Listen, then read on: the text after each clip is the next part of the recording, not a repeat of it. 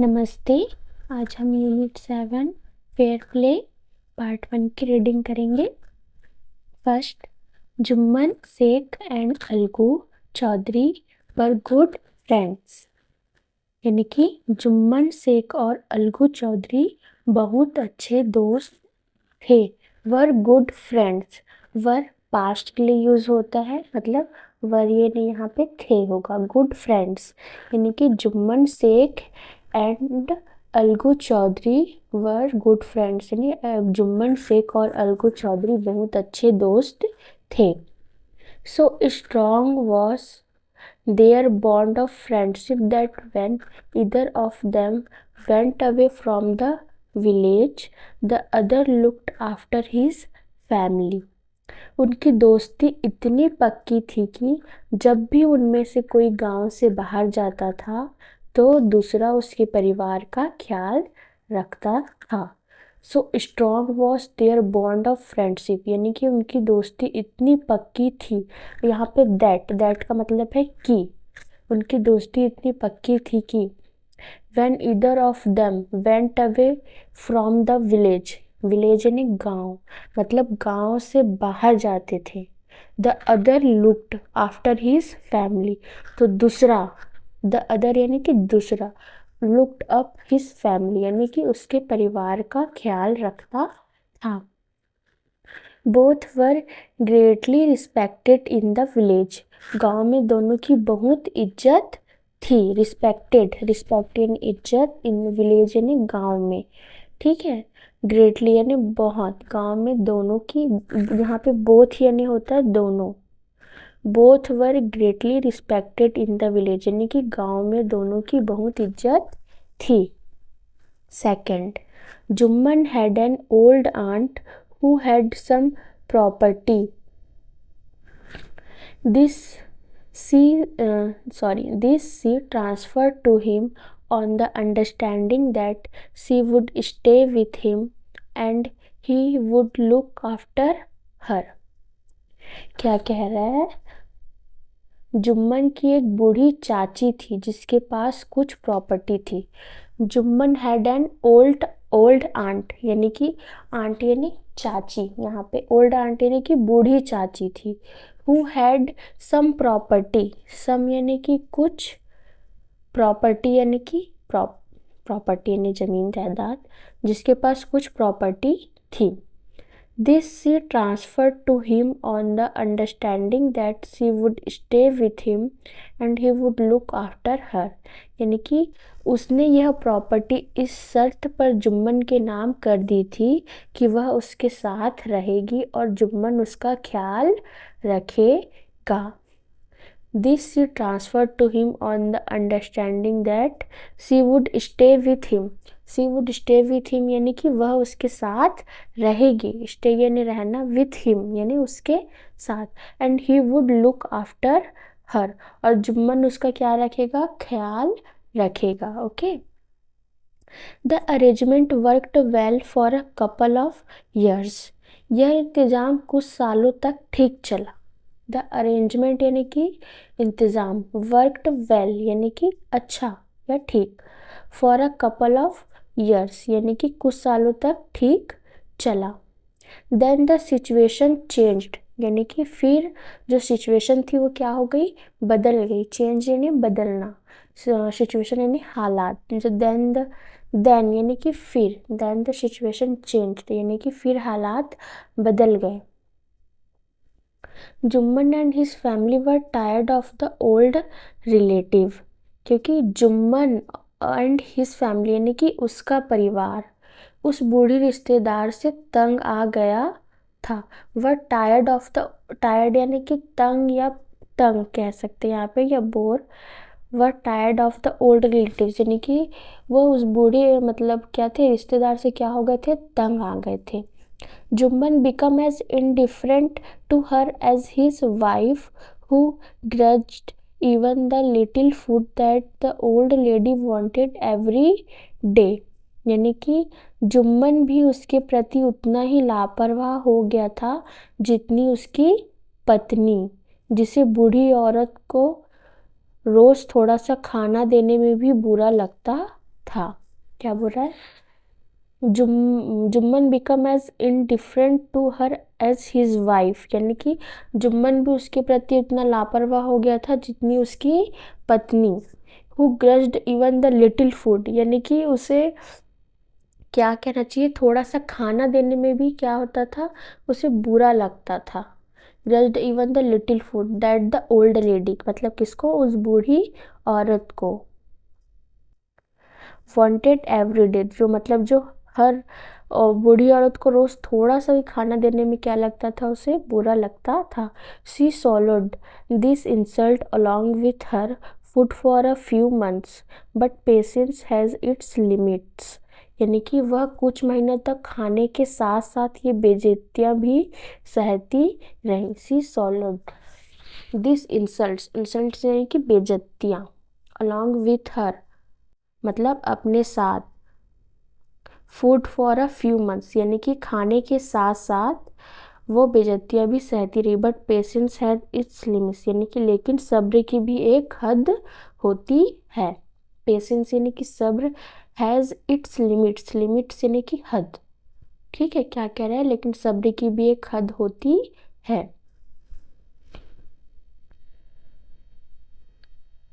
Third paragraph. One day she spoke to Jumman, "My son, it is now obvious that I am not wanted in your house."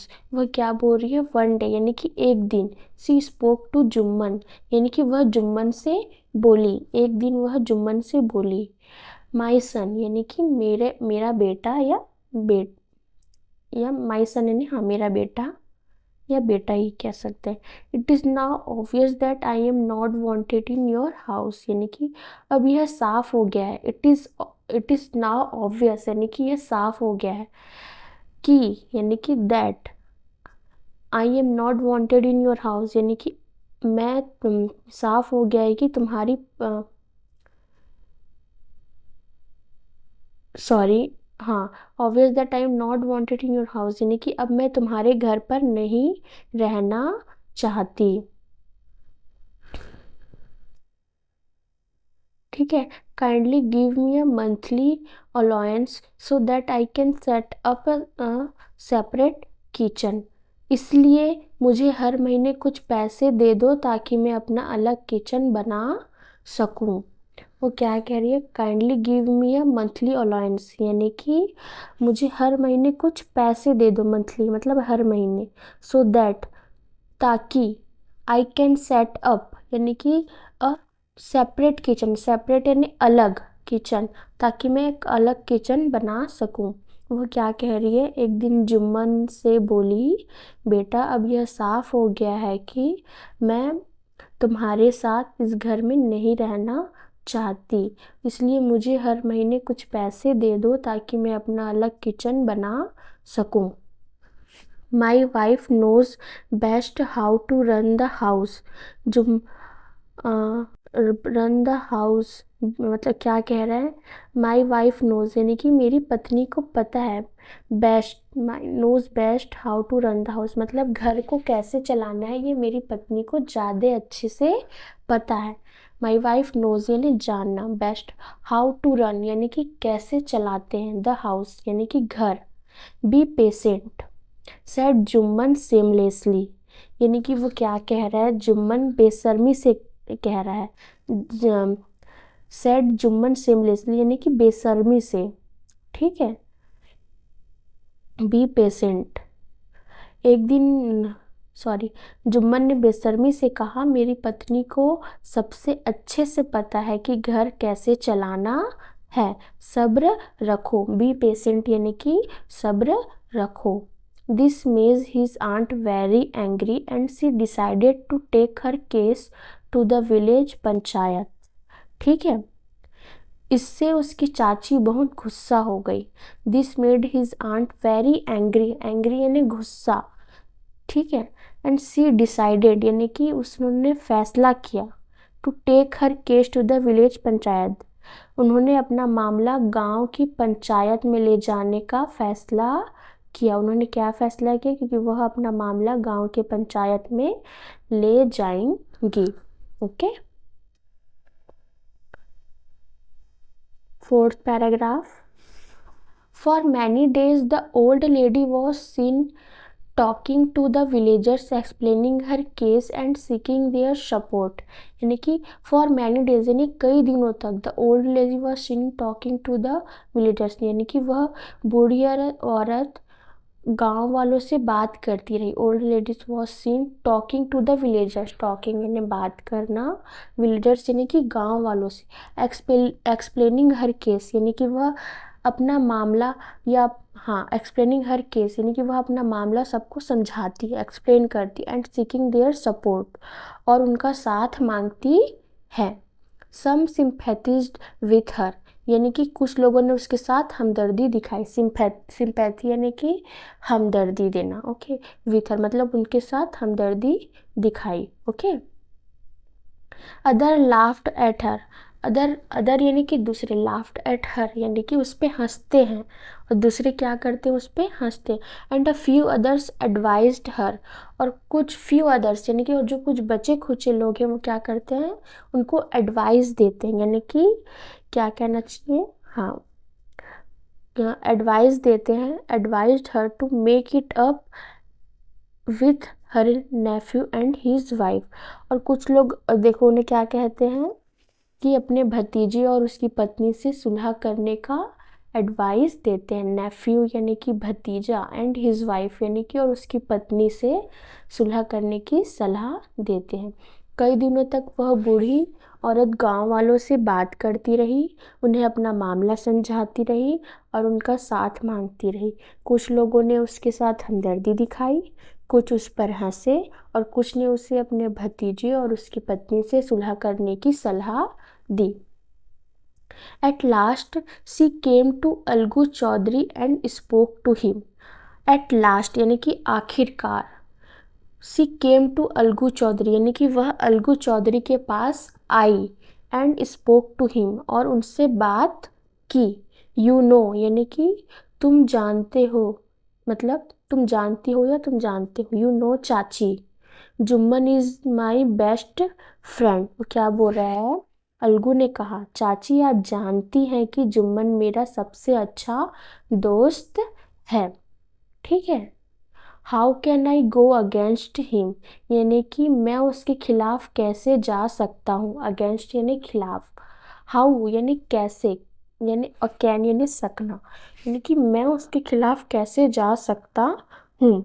Algu said यानी कि अलगू ने कहा, but it is right my son to keep mum and not say what you consider just and fair.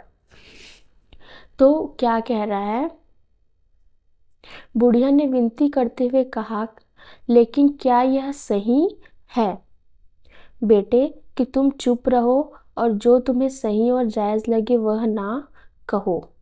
क्या कह रही है,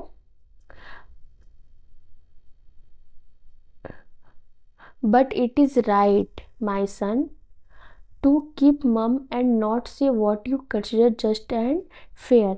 यानी कि क्या कह रही है कि लेकिन क्या यह सही है बेटे कि तुम चुप रहो और तुम्हें सही और जायज़ लगे वह ना कहो. Pleaded the old lady. ठीक है, मतलब प्लीडेड द ओल्ड लेडी यानी कि उन्होंने विनती करते हुए कहा. Come to the panchayat and speak the truth. She said यानी उसने कहा कि पंचायत में आओ और सच बोलो. कम टू द पंचायत यानी कि पंचायत में आओ एंड स्पीक द ट्रूथ यानी कि और सच बोलो. सी सेड यानी उसने कहा. Algu didn't reply but her words kept ringing in his years. यानी कि अलगू डिडंट रिप्लाई यानी कि अलगू ने कोई जवाब या रिप्लाई नहीं दिया. बट हर वर्ड्स यानी कि लेकिन उनकी बातें kept ringing in his years यानी कि उसके कानों में गूंजती रही. रिंगिंग इन हिज ईयर्स यानी कि उनके कानों में गूंजती रही. ईयर्स यानी कि कान. ओके.